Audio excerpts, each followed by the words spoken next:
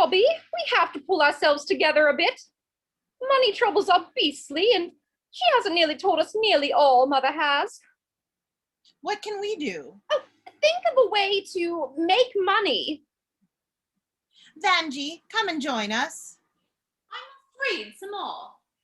You mean you must let us see you reading? Try not to be so irritating, Bobby, just because you don't appreciate good literature. It's very small to laugh at those who do. Vanjie, we are worried about Mother. She has been looking harassed for days. Oh, what about? Money! Oh, Uncle Daniel sent a pretty substantial check from South America that helped after Father's death, but that must be gone by now. Mother won't say how much he left. She must know. He's been dead nearly 6 months. Inconsiderate old beast. He was perfectly rotten to Mother. The point is, have we enough money to keep on as we are, or haven't we? Where is Mother? Up in her room, I think. Oh, go and fetch her down. What, now? Yes, now. Oliver ought to be here if anything's going to happen. He's the eldest. Bobby says you all want to talk to me. What's the matter, darlings? Well, that's what we want to know, Mum. You're not good at hiding your feelings. Surely we're all old enough to share the worry, whatever it is. I have been a little worried. You see, we're ruined. Mother! Ah, We haven't a penny. I talked to the lawyer and he's been through all your father's papers. And we literally haven't a penny. oh, shall we have to give up the house?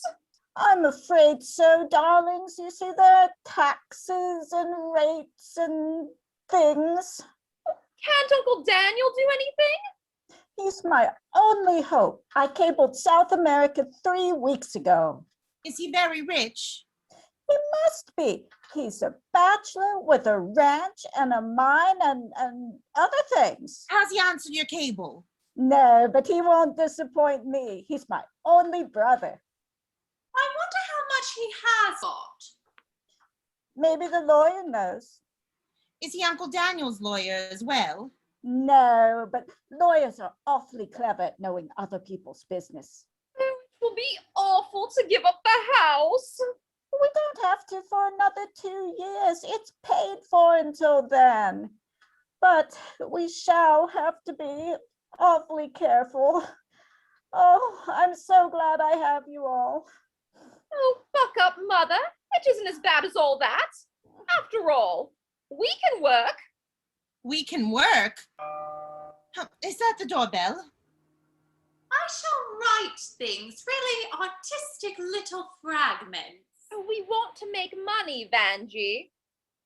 But darlings, you know you can't make money unless you're socialists or belong to unions and things. Well, I know I should make money in time. There's a great demand for really good stuff now. And do you think yours is really good? I'm sure it is. For you, Mother. Well, my dears, arrived this afternoon. Daniel, we're saved. Oh, it's just too wonderful. Oh, where's Oliver? He ought to be here to welcome Uncle Daniel too. Oliver has gone for a brisk walk. To keep fit, he said. I must change for Daniel. Turn on the lights, make everything look cozy and festive. It's always important to make a good first impression. Shall I put on my emerald tea gown? No, dear, it's much too old for you. Oh, I don't think it's at all too old for me.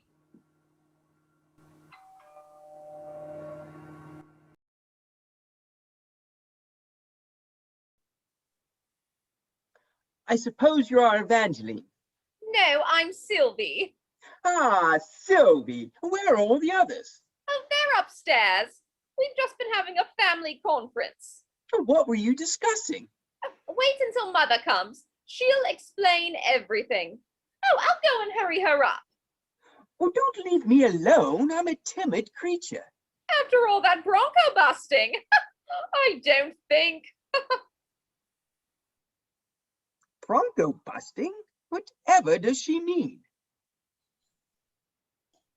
Danny, darling. Oh, my dear, you've been away such a long time. Well, this is splendid. You look fit. Oh, I've longed to be home. I've imagined afternoons just like this. A nice crackly fire and tea and muffins in the grate. I can never thank you enough for sending that large check.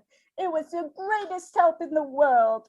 I started for home the moment I heard you're in trouble. Oh, George hadn't seen me for 4 years, so it wasn't a terrible shock. He behaved like a beast to you, and Tell me about yourself. that can wait. The sole object of my coming to England was to help you. Has he left you very badly off? Well, the lawyer says we're ruined, but he is such a pessimist. Oh, how much have you got? Not enough to keep the house and family going. But what do the children intend to do? Well, they don't quite know, poor darlings. Poor darlings. Is Oliver at home? Not at the moment. He's very vague about his future, but I know he's going to be something. I see. Bobby? Oh, composes and sings beautiful little songs, mostly about moonlight. Evangeline helps her with the words sometimes. Vanjie is very artistic and clever when it comes to language. Sylvie? Oh, she helps me. She's clever with the flowers and is invaluable when we have rummage sales. I see. They sound like a pretty hopeless lot. They're all darlings. You can't expect them to work. They've not been brought up to it. Well, I think it's about time they started. Here they are. Darlings, this is Uncle Daniel. Evangeline. Yes, Evangeline. I don't remember you a bit, but I may later when we all start reminiscing. You know you haven't changed a bit since last I saw you. May I say, it gives me immeasurable joy to be here in the bosom of my family. I've so looked forward to this moment. What did you do out there, Uncle? Lots of things. Gold mining, ranching, and auction. Is it a very wonderful life, Danny? Occasionally, on good days. Well, tell us more. I have something rather important to say to you. What on earth is it, Danny? It's consulted my doctor just before I set sail. Yes?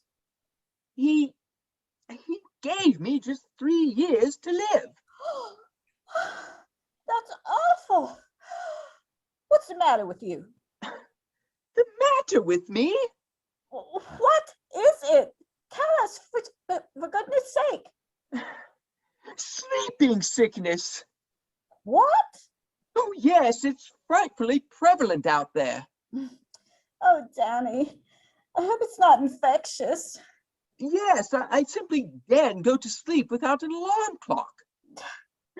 Danny, darling, it's too dreadful. I can't believe it.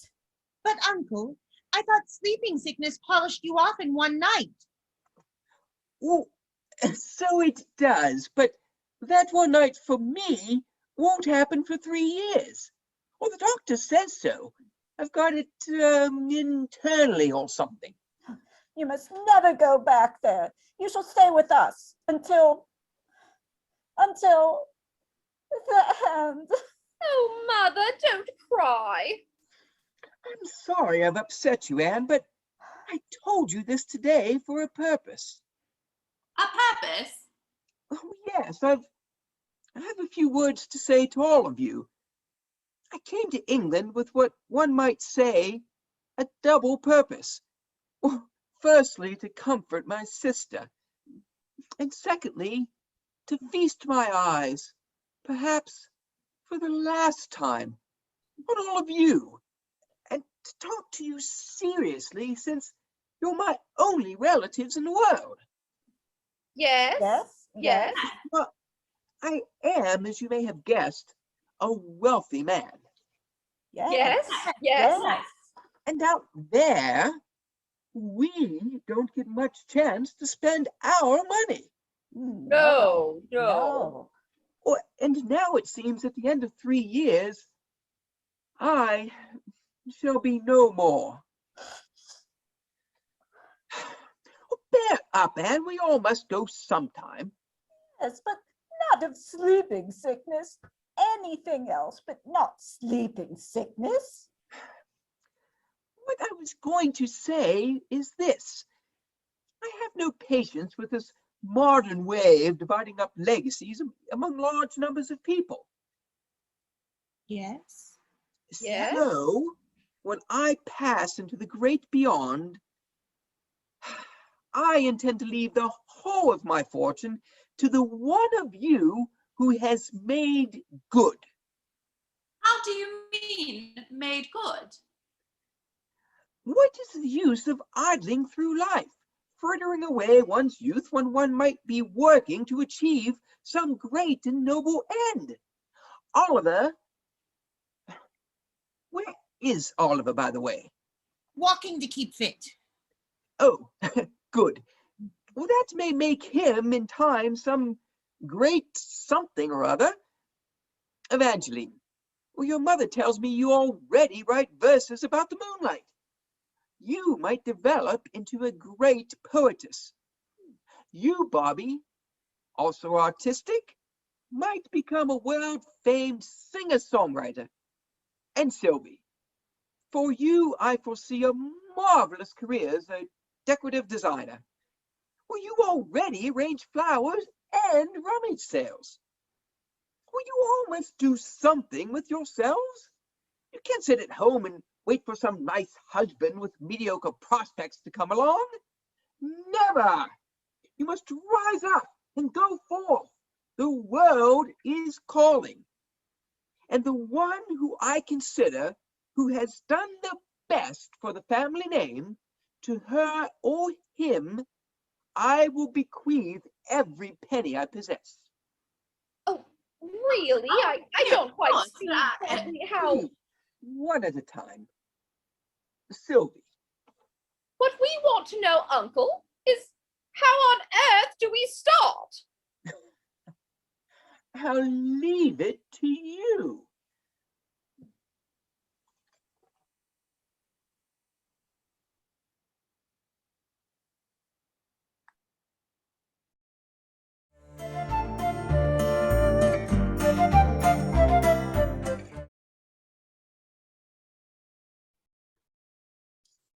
Fancy, dear, I do think you might make the room look a little bit tidier. We shall have Mrs. Crombie here soon, and it really is tiresome of Oliver to have made me ask her, especially as Uncle Daniel is coming too. She'll be terribly in the way, and we shall have to make conversation instead of listening to Uncle Daniel's thrilling stories. I can't think why you didn't put her off. Well, because Oliver would have been miserable and sulky. He's very inconsiderate. I don't think you ought to give in to him so much, Mother. Well, she is coming, and we must be kind to her, even if we don't like her very much. If you've nearly finished, Vanjie, dear, do put your things away. I see I shall not be able to do any work.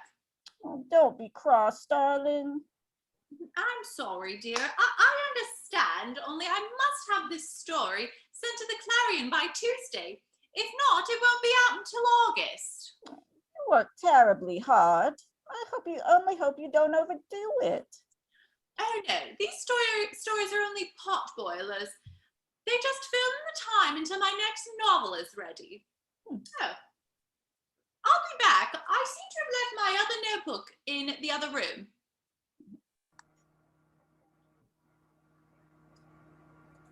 Dear Mrs. Crombie, I do hope you weren't too shaken up in the truck. Sophie's gone to pick up Uncle Dan in the car. Oh, we didn't expect to be met at all. It's such a little way. Mrs. Dermot, may I introduce my sister, Mrs. Griggs? She agreed to accompany me on this little visit. I do so hate traveling by train alone. Oh, Mrs. Dermot, I am delighted to meet you. I was thrilled when Sister asked me to tag along. My niece Faith is always telling me how charming she finds it here. Oh, how nice. Mrs. Griggs, my daughter, Bobby. oh, Bobby, have you been writing any more successes? I think I've done one or two bad enough to be good. She always talks like that. She even says her rose song is bad. That wonderful rose song. I'm always humming it. Oh, I love it. Oh, I love it too. So nice to meet you. Shall we all go out into the garden? Oh, I do envy you your garden, Mrs. Dermot. I only have 2 rose bushes. And you're lucky to have even that in London. I only have a balcony too small for a pot.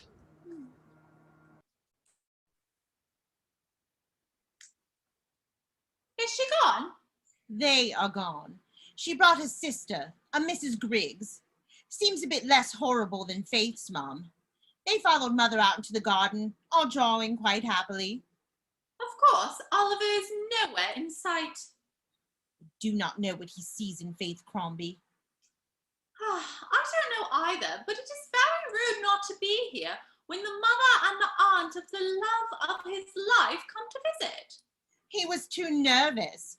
Faith told him her mother must approve of our family before they can become officially engaged. He was afraid he would muck everything up if he stayed. Faith actually told him her mother's disapproval might stop her from falling in love. And he still wants her.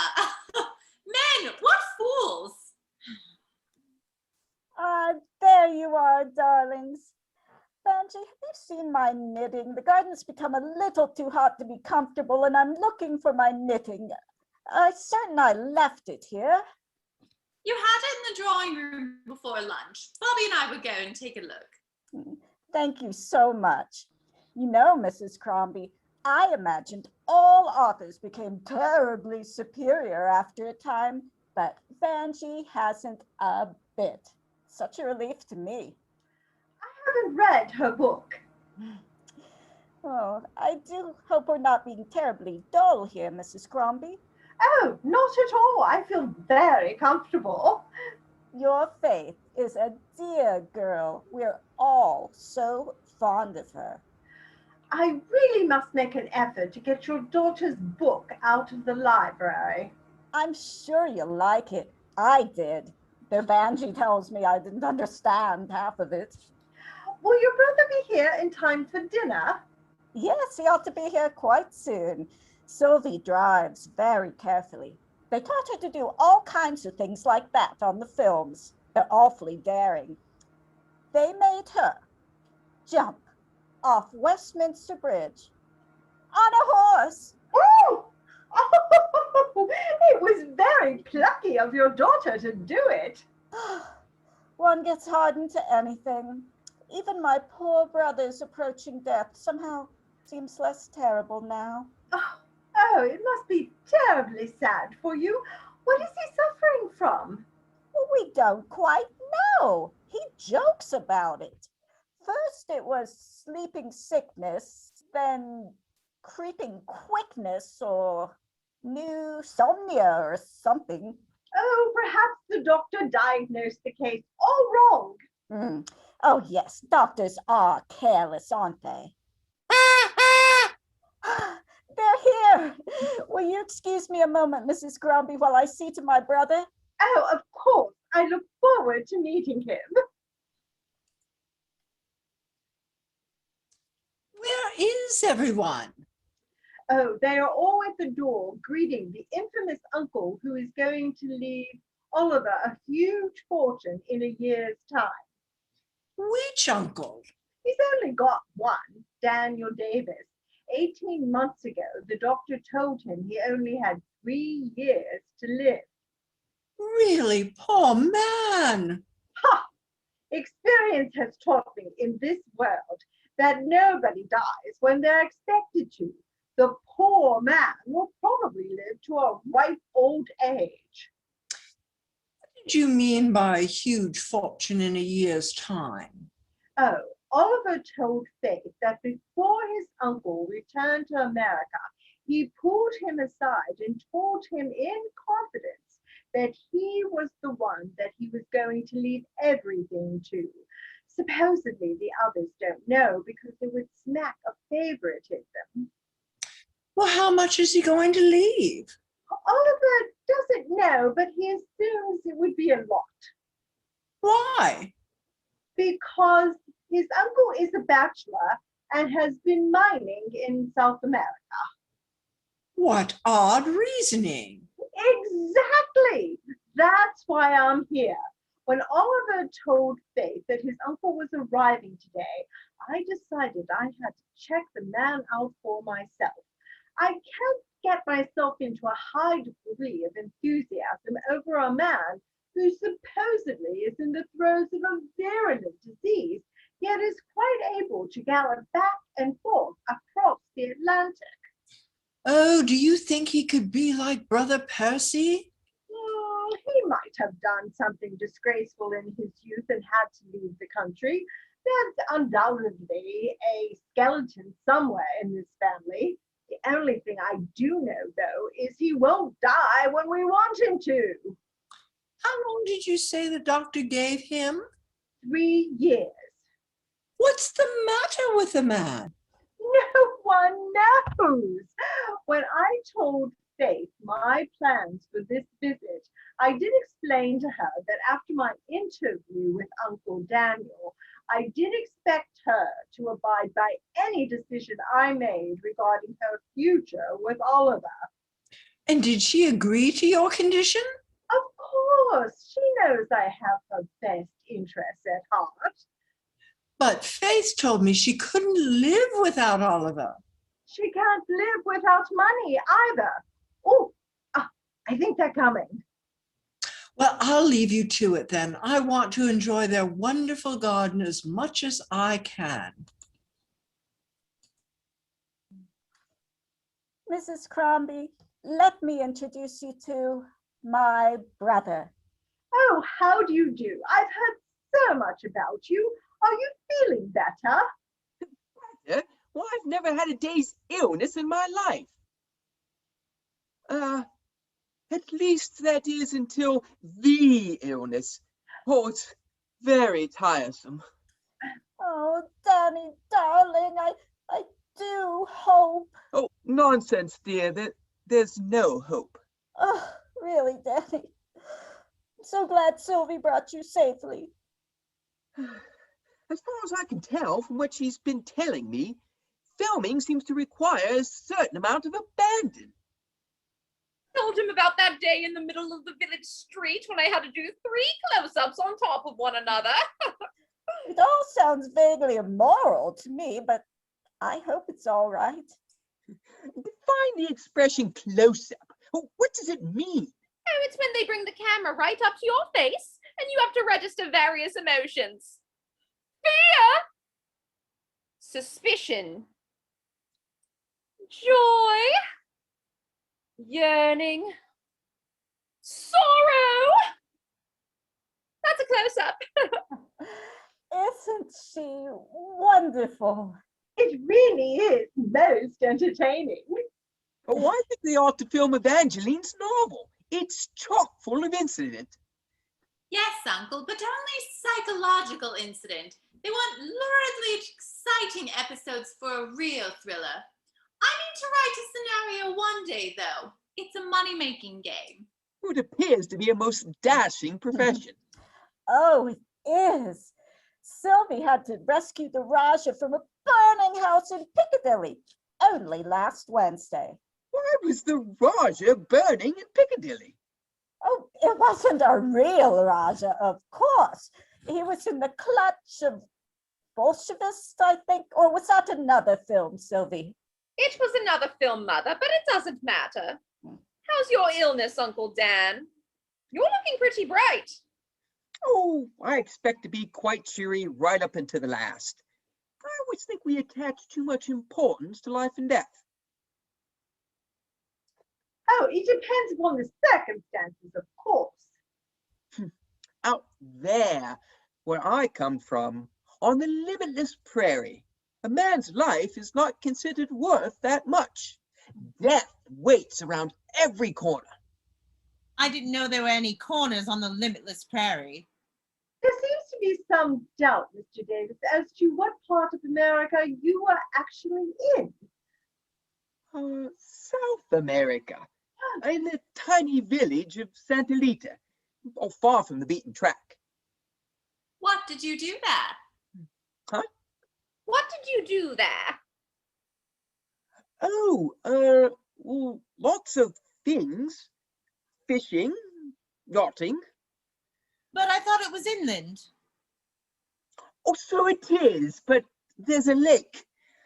Well, we used to sit around the campfire at night in the evenings, cook fish and sing little ditties. Well, your rose song, Bobby, in particular, was a great success. I must say that it is... Don't perjure yourself, Uncle. I know perfectly well that is not one of my best. Oh, it's your most successful.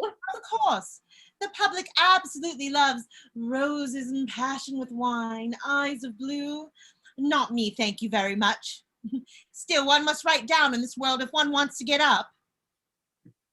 Speaking of roses, let's go out into the garden and talk. It's awfully stuffy in here, and you can tell us more of your adventures, Danny.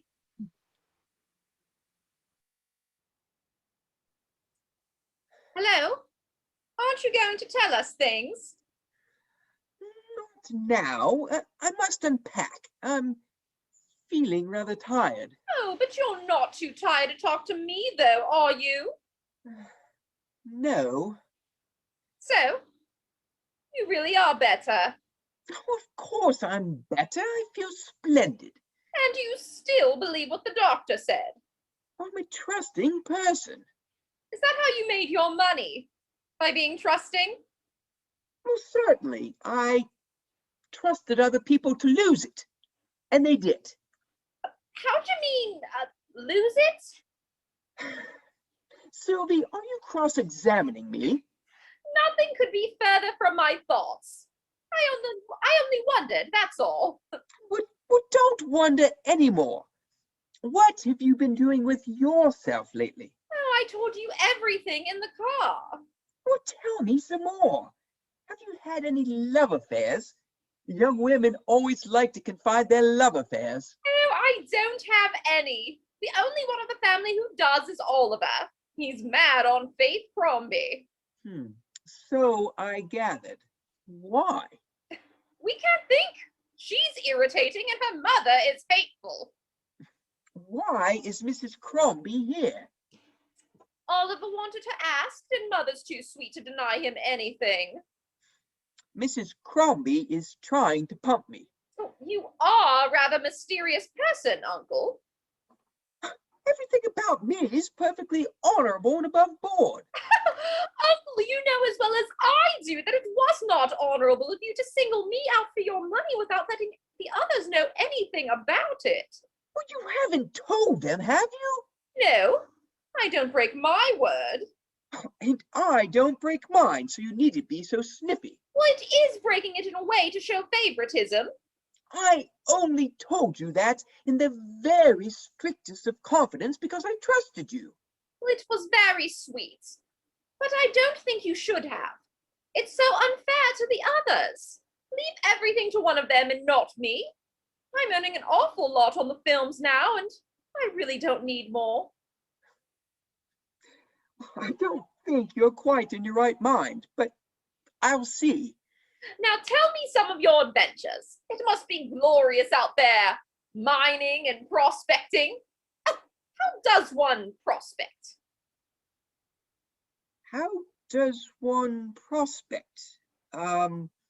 One scoops up water from the rivers and finds nuggets in one's hand.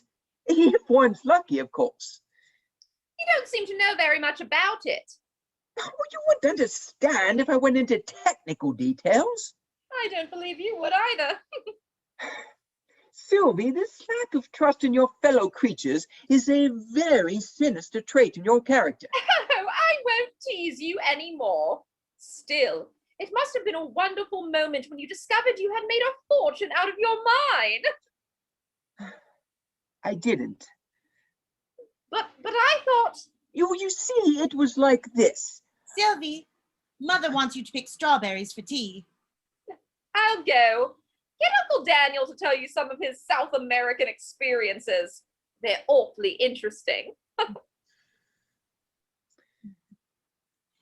Uncle Daniel, can you spare me a few minutes? Yes. Well, I know it's rather bad form to talk about your will, Oh, yes. but I feel I must. Oh, well, don't worry yourself about it now. Wait until I'm dead. No, I must. I want to ask you to leave your money to one of the others and not to me. It was decent of you to single me out because you thought well of me, but I'm earning steadily and I really don't need a lot. It's wonderful being independent and earning money. Leave it to Vanjie. Novel writing can be a frightfully precarious show. I'll see. Ah, there you are, Uncle Daniel. I've been looking for you. Go away, Bobby. I want to talk to Uncle Daniel privately. Right. You'll remember what I said, won't you, Uncle Daniel?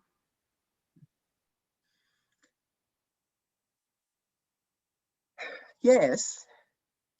Now, about that will of yours, I don't feel it's quite fair to the others. Oh, there you are, Mr. Davis. I've been wanting to talk to you about South America. I have a brother there, you know.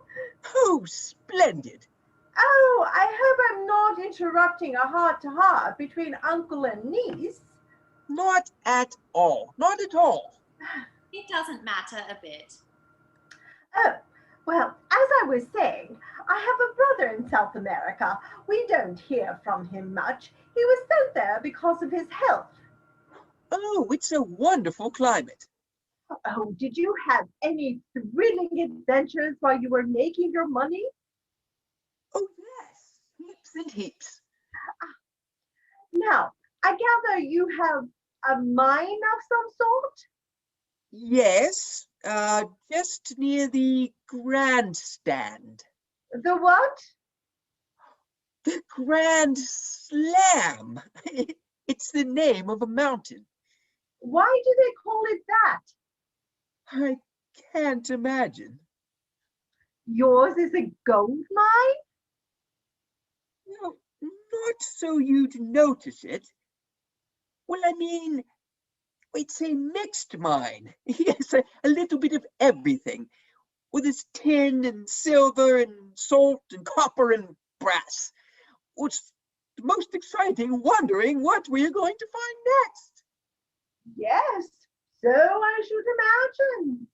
Oh, often on weary dark nights, we lie awake and wonder. Oh, heavens, how we wonder what we should find next. Mr. Davis, I fear you are a bit of a fraud. Why did you say that I am?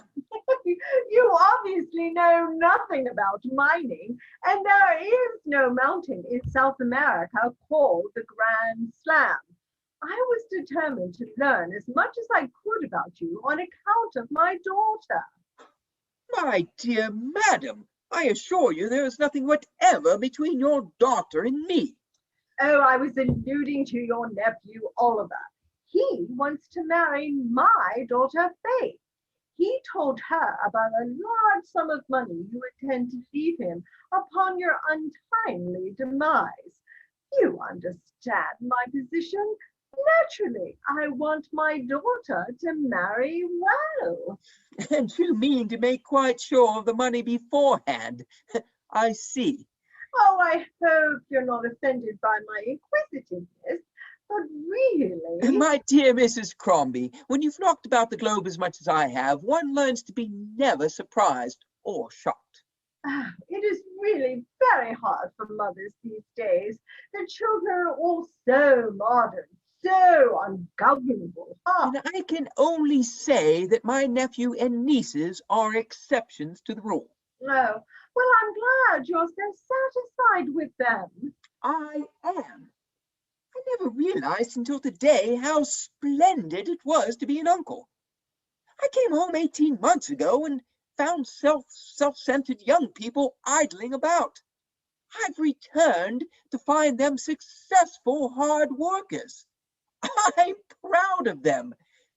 Mrs. Crombie, if your daughter has succeeded in making Oliver fall in love with her, she is a very fortunate young woman. She is. Yes, he is a fine man. I don't know exactly when he told your daughter about his inheritance, but I received a letter from him before I left South America begging me to leave my money to his sisters because his job was going so well and he would be all right without the extra funds. Really? Oh, please understand that no matter can be settled without my consent. I quite understand that. Thank you. I think I'll rejoin the others in the garden now. I'm sure they'll be charmed. Oh, Whew. Has she gone? Yes, thank heaven. Vanjie, she is a very objectionable woman. I know. We all loathe her, but at last I can talk to you alone. Oh, look here, Evangeline. I know exactly what you are going to say. Oh, how do you know? Instinct, my dear. Pure instinct. Now I must go up to my room. I feel my illness coming on again. Vanjie, What on earth is the matter? Mrs. Griggs has just told us an interesting bit of information. Look here, this isn't fair of you. Sister will never forgive me. We won't tell Mrs. Crombie you told us. It's Oliver we'll go after. Oh, very well. This afternoon, Sister told me Oliver told Faith his uncle had singled him out to receive his money. Oh dear, Really? I shouldn't have said anything. Oh, don't be silly. Now, I'll tell you something. Uncle said exactly the same thing to me. What? What? So he did to me. He said the same to me. What's his game? Well, hadn't we better ask him? Where is he? Upstairs. Fetch him, Bobby, will you? Well, as this appears to be a family matter, I'll just go back and join my sister in the garden so we can say our goodbyes. She wants to take the next train back. It was lovely meeting all of you. Oh, I'd love to know what Uncle's up to. If he's deceived us once, he'll probably try to do it again. I don't feel I can trust him now. What's the matter? Look here, Uncle No. Daniel. You know, All appear to be perturbed about something. we are. Ah, Now then, Uncle, we've discovered you deceived us. I deceive you? Well, you've wounded me to the quick. Is it or is it not true that you took each of us aside a year and a half ago and filled us up with confidential lies about your will? It's absolutely true. Why did you do it? Do you really want to know? of course we do. Very well. You were a set of idle young adults. You never done a stroke of work in your lives. Well, neither had I, but I didn't see why you shouldn't. Your poor mother was left comparatively hard up. You would have had to leave this house, which would have made her perfectly miserable. So I determined to spur you on to do something. You have to admit, I succeeded. Never mind that. Go on. Well, not having a penny in the world with which to help you myself. What? What? You haven't any money at all? Well, no, except when I win a bit. If not for the darling little ponies, I shouldn't be able to get across to England at all. What about the mine you told us of? Well, I am part owner in one. Unfortunately, long ago, it was determined to be absolutely worthless. I also told you I only had 3 years to live. Well, that was put in as a bit of local color. I hope to live to be 83. Well, it's the rottenest trick I ever heard. How dare you come here and stuff us up with promises you can never keep? It strikes me as being a singularly pointless practical joke. I'm very disappointed in you, Uncle Daniel.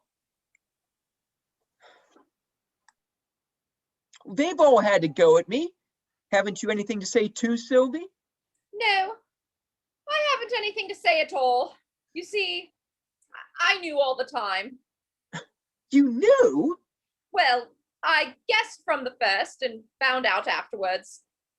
But how? Uncle, I knew no one with a smile like yours could ever have a cent.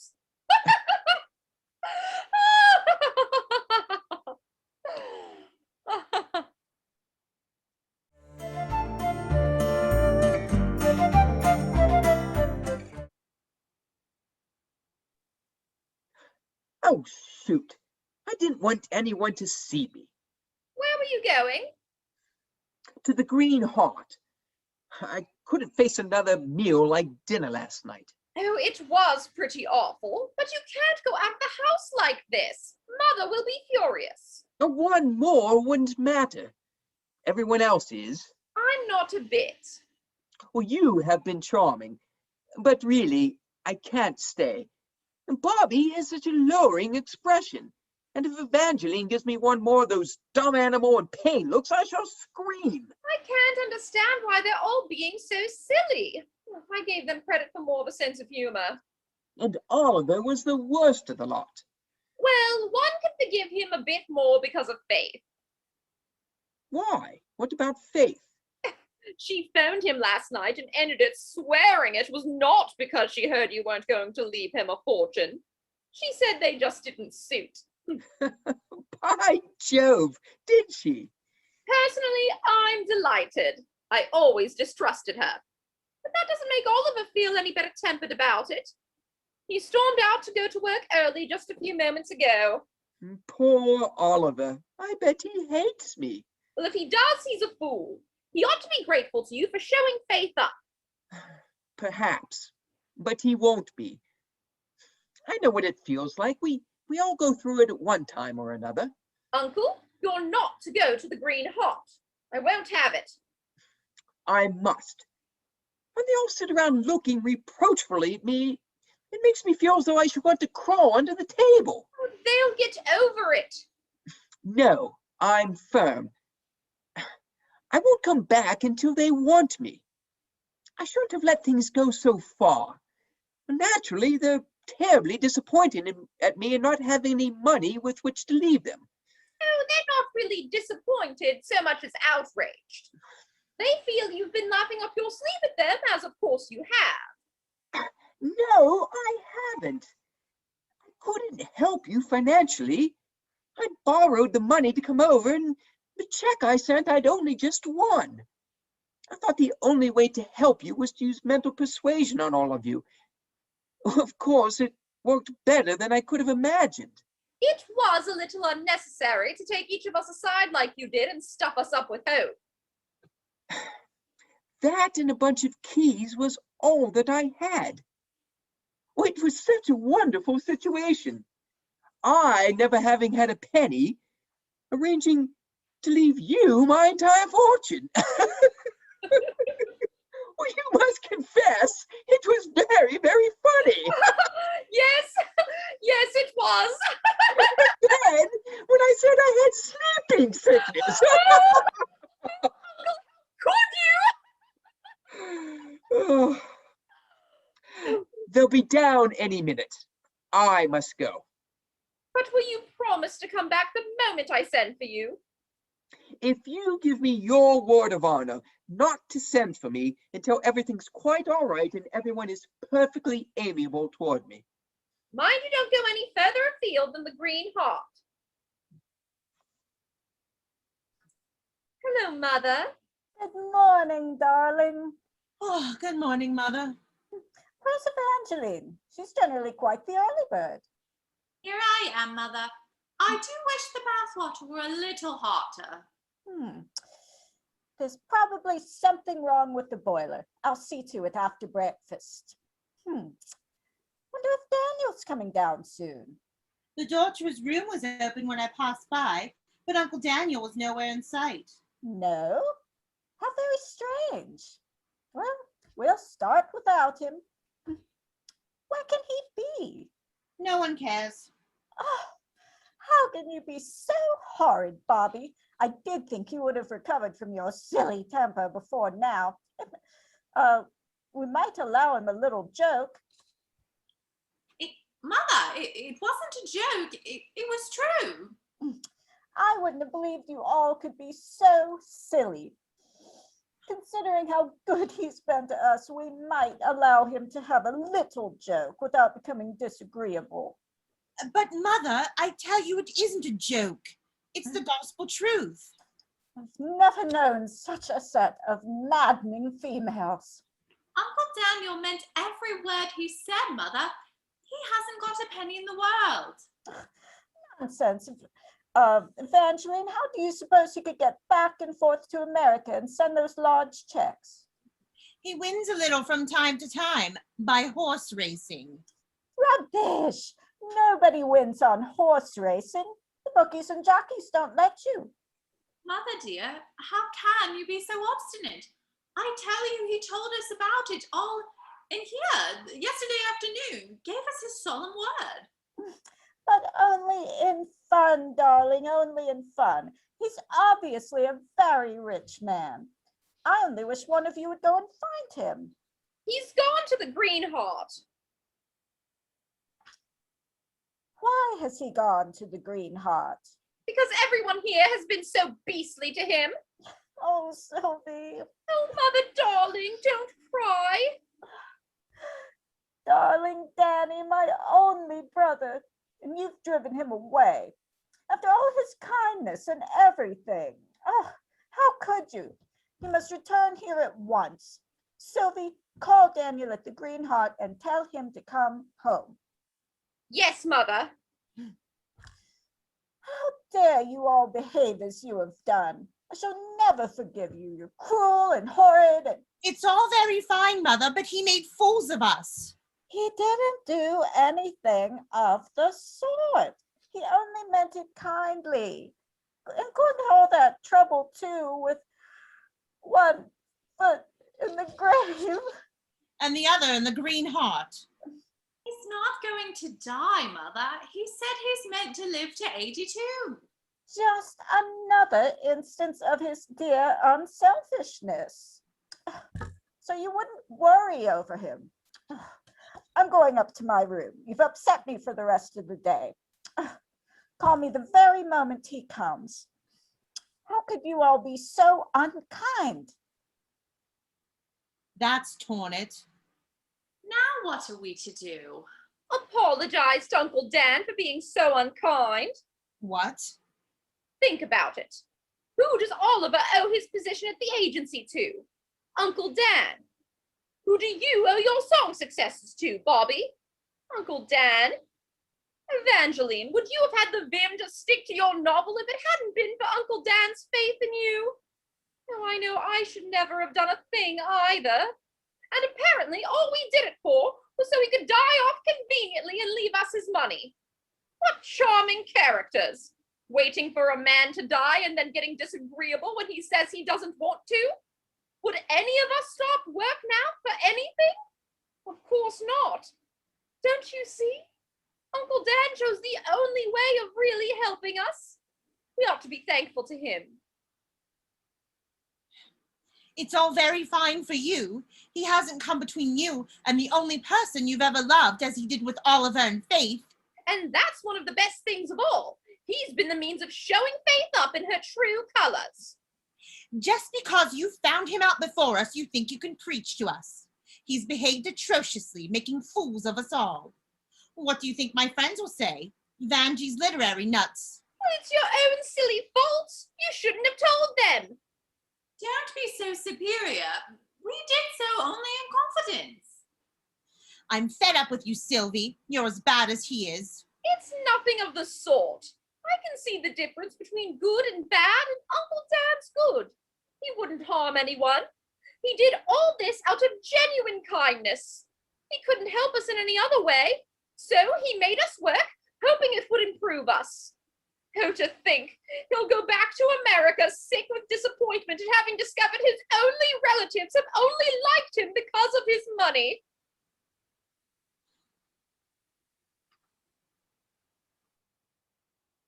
Where is everybody? They're still being beastly. Mother sent for you because she's upset at your going to the Green Heart. If they're keeping it up, I think I'd better go back. No, you're to stay here. They can be as disagreeable as they like. You, Sylvie, are what is described as a sympathetic character. You've been very nice all along. Annie, why were you so silly as to take any notice of the girls? They're unkind and heartless. I shall never forgive them. Don't let them upset you. I'm going upstairs.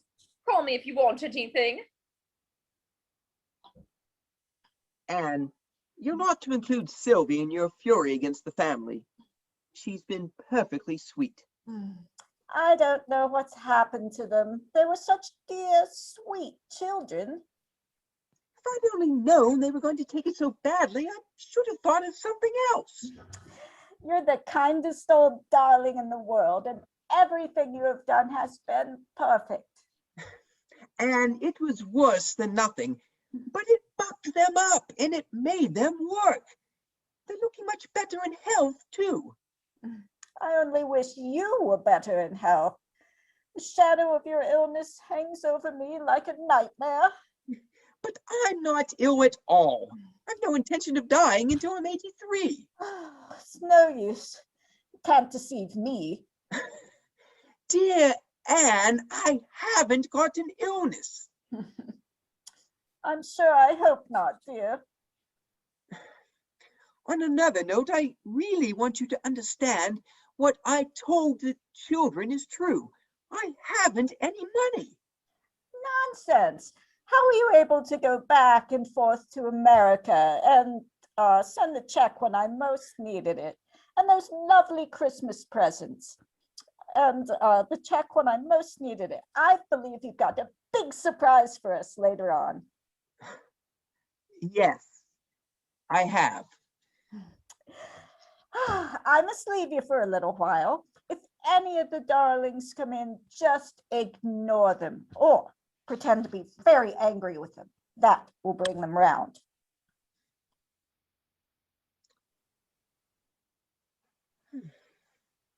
Good morning. Good morning.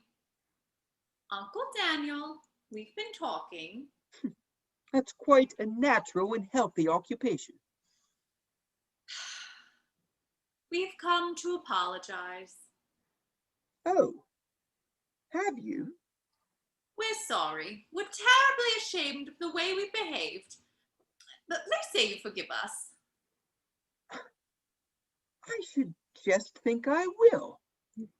Sylvie, Mother, come here. It's all right. What on earth is all this noise? We've made it up with Uncle Daniel, and he's forgiven us. Oh, I'm very glad, darlings. Is everything forgiven and forgotten? Everything. This came for you, Uncle.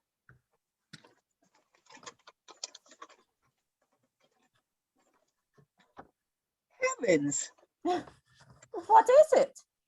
After all these years, I can't believe it. And what is it, Uncle? Tell us quick. Well, it's from my agent. Struck big vein, Santalita mine, come at once.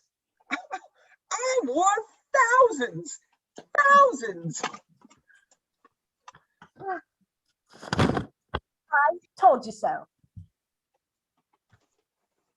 Uncle, did you send that telegram to yourself? Yes,